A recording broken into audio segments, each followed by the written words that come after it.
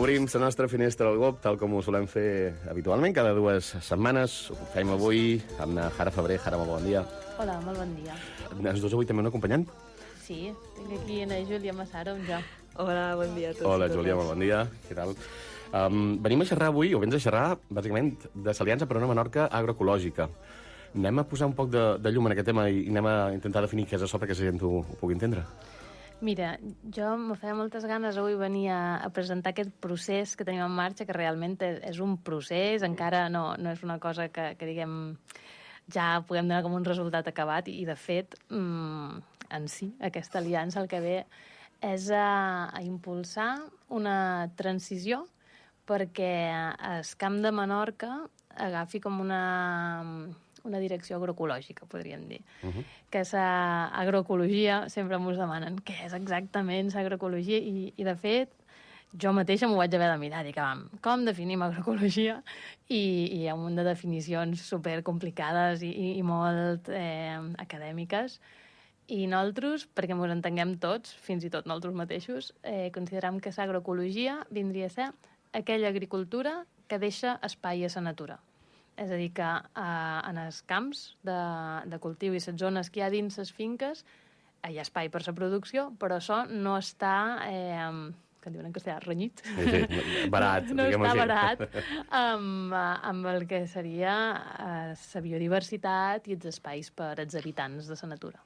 Per tot això, perquè ara aquesta aliança ho ha anat fent com un procés, primer, no sé si participatiu, ho ha anat creant alguns grups de treball, no?, per arribar a unes conclusions i després per poder aplicar aquestes conclusions de forma efectiva damunt el camp, no? I tant, venim d'un procés, aquest hivern, en què ens hem anat reunint amb els diferents sectors implicats al voltant del món agrari i hem anat des de base, o sigui, abans de decidir que realment feia falta aquesta creació de l'aliança, o sigui, nosaltres ja anàvem amb aquesta idea, però ha estat realment el resultat de tot un procés participatiu. I ens hem reunit amb representants de les administracions, amb gent d'altres entitats, amb gent del camp, des de pagesos fins a tots els negocis que hi ha al voltant del sector agrari, i també amb tot l'àmbit de comercialització. I amb ells vam fer el que es diu com a focus groups, en què miràvem què és el que li faria falta al camp, sempre amb la premissa aquesta de volem anar cap a una orientació agroecològica de l'agricultura, doncs què és el que faria falta perquè això pugui passar. I m'agradaria apuntar també que tot això és molt important perquè, en el fons, més de la meitat de Menorca és directament agrària, o sigui, un 50% del territori menorquí està considerat com a estrictament agrari, però a més, si tenim en compte totes les terres que hi ha dins les finques, que no estan catalogades com a agràries, però que al final també a vegades es pasturen, o que són zones de bosc, que no estan catalogades com a agrària, però estan dins les finques, realment els pagesos i les pageses de Menorca incideixen en la gestió de potser un 70 o un 80% del territori.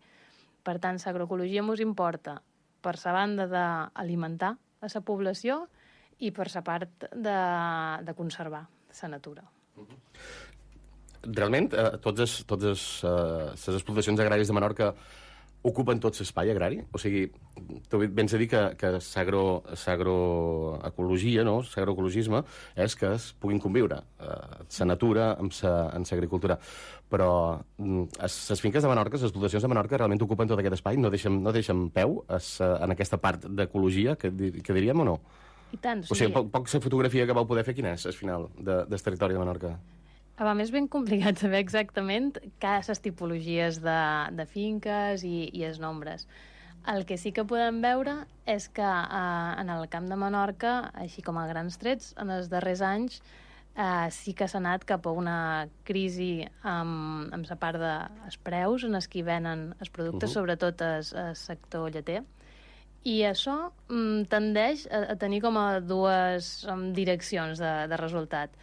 N'hi ha que se'n van cap a la intensificació, i aquests són els que no deixen espai a la natura, i n'hi ha que se'n van cap a abandonar l'activitat agrària, i aquests són els que no donen espai a poder seguir alimentant de la població, i a més està estudiat que una gestió agrària, una bona gestió agrària, du a que hi hagi major biodiversitat que no l'abandonament de les terres.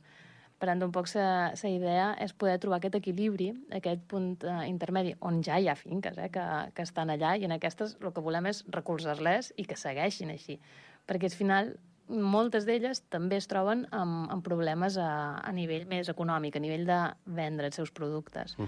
I per tant, d'aquí és on hem tret com a les 5 línies d'acció principals d'aquesta aliança. No? Si vos dic que l'objectiu inicial l'objectiu principal de l'aliança seria contribuir en aquesta transició del sector agrari cap a un model agroecològic. I el paper de l'aliança el veiem com acompanyar a tota la cadena de valor, no? Des de la pagesia fins a tots els que venen darrere com a transformadors, distribuïdors, consumidors, i la idea és com a poder unir aquests diferents actors. Per això tenim aquest format d'aliança i posar en marxa coses, perquè ja està més que estudiat el que caldria fer. Nosaltres no venim aquí a fer un pla d'acció, ni tornar a fer un estudi del que s'ha de fer, no? Perquè n'hi ha un munt, o sigui, els hem estat mirant i a nivell de les administracions ja s'han impulsat un munt d'estudis i plans i estratègies, està tot més que definit. I nosaltres venim a mobilitzar, a dinamitzar, a que es posin les coses en marxa i a crear aquests ponts directes entre els actors que estem dins. I llavors, les línies d'acció que vam arribar a definir vindrien a ser la part de col·laboració, que ve a ser tot, però ve a ser posar-nos uns en contacte amb els altres i crear projectes que poden ser molt obvis, però a vegades falta aquest pont d'unió. Després, la part d'acompanyament i formació, sobretot cap a pagesos i pageses, però al final també és a tots els agents que hi ha dins la cadena alimentària, no? I acompanyament, volem dir, des d'assessorament fins a més tècnic, però també la part de burocràcia, perquè en la part de burocràcia rebem, nosaltres que tenim molt de contacte directe amb pagesos i pageses, moltes vegades se senten superofegats. Per tant, des d'uns i des dels altres poder-los ajudar a que això sigui més fàcil i més àgil, no? És bé que és una de les queixes que solen fer més des de les associacions agràries també, no? Aquesta burocràcia que després de fer feina al camp tot el dia s'han de posar davant l'ordenador a dur un control exhaustiu de cada animal, de cada cosa que fan i que sembla que és una cosa que s'hauria de poder simplificar una miqueta, no? Això m'ho sembla a nosaltres. I, per tant, és una de les coses que ens demanen com una necessitat molt identificada. Llavors, l'acció seria donar-los assessorament en aquest aspecte o interpel·lar a l'administració per simplificar aquests tràmits? En la part de burocràcia, sempre ens movem en el marc de què és possible i què té realment impacte. Per tant, hi haurà aquesta part d'anar punxint a l'administració perquè facin les coses més àgils. De fet, ells mateixos han vingut en els focus groups i alguns representants van dir ostres, per exemple, que hi hagués més interconnexió entre uns registres i altres, que a vegades sembla que han d'entregar els mateixos papers a 3 puestos diferents, que estiguin interconnectats. I llavors, més directament cap als pagesos, potser ajudar-los amb algun tipus d'aplicació que els hi faci més fàcil la vida a l'hora d'entrar papers o del que seria l'administració electrònica, que ara han de tenir un quadern de camp electrònic, per exemple, fer cursos o trobar la manera de, ara m'ho invento, per exemple, però subvencionar alguna aplicació que sigui de pagament, ajudar-los a que sigui més fàcil obtenir-ho. No? És com, el nostre paper com a aliança també està en què, com que són molt d'actors diferents, cadascú pot accedir a diferents tipus de recursos. I potser entitats com nosaltres podem presentar projectes i aconseguir fons per ajudar directament en coses concretes que ens demanin. Segueix aquí les línies d'acció. Hem dit que tenim col·laboració i la part d'acompanyament i formació. Llavors tindríem la tercera, que està enfocada a la innovació i veure la innovació més a nivell de gestió agrària com a una altra eina per també fer una gestió més sostenible del territori. I sempre, nosaltres, quan xerrem de sostenibilitat, sempre pensam en que les finques han de ser sostenibles a nivell ambiental, però, òbviament, i ho tenim claríssim, han de ser sostenibles A nivell econòmic i a nivell social per ells mateixos també, no? Que puguin tenir una bona vida. I llavors és com sempre posam aquesta base de el que s'ha d'aconseguir és que els seus productes siguin rentables. I si ells tenen una activitat que els hi surt a compte econòmicament, llavors podran seguir fent aquesta activitat. Però no li podem demanar a un pagès que faci una gestió agrària mega sostenible a nivell ambiental, però que després no hi tregui profit. És que això està claríssim. Un dels problemes que et solen trobar també, supos, és arribar a aquesta xarxa de distribució o de comercialització dels seus productes. Perquè molts venen directament després des de la finca, no? Amb un cartellet simplement que posa a la carretera que aquí que venem formatge.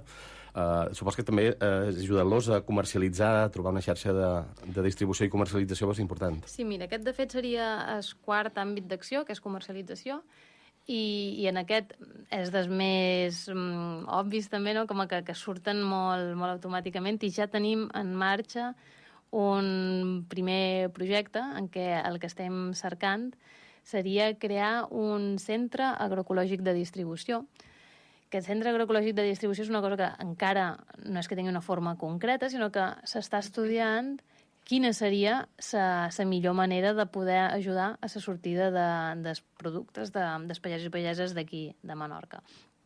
I llavors, m'ho sembla que segurament una cosa que ajudaria molt és tenir una central, d'alguna manera, no? On venen a deixar els seus productes, els pagesos, i llavors tenim diferents maneres de distribuir, i això és el que s'estaria estudiant. Si és més efectiu dur els productes en els diferents mercats de Silla i que tinguin aquest servei, els pagesos, tenir algú que els hi du els productes, o si és més efectiu que es vengui a diferents establiments així, de forma més centralitzada, perquè al final sempre el que dèiem és que també ha de ser fàcil per als consumidors. Que veiem que una de les principals barreres que hi ha perquè aquests productes es venguin a més gran escala, per dir-ho d'alguna manera, és que, clar, com a consumidor has d'acabar anant a 10 llocs diferents. A molt de mercats o moltes bandes. Clar. I clar, es tractaria com tenir aquest lloc unificat que sigui fàcil per als productors, que per ells també sigui fàcil dur els productes i també sigui fàcil per als consumidors de poder fer una compra agroecològica i local i que no t'hi deixis tot el capvespre.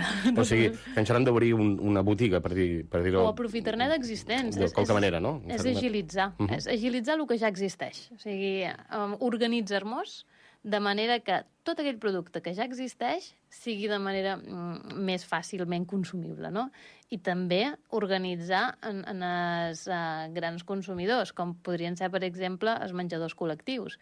Ja s'ha fet molta feina a Menorca al Plat, amb la part dels menjadors escolars, doncs com reprendre un poc aquest camí ja iniciat i mirar de que el producte local i agroecològic sigui el més present possible en el màxim lloc de diferents consumidors, no?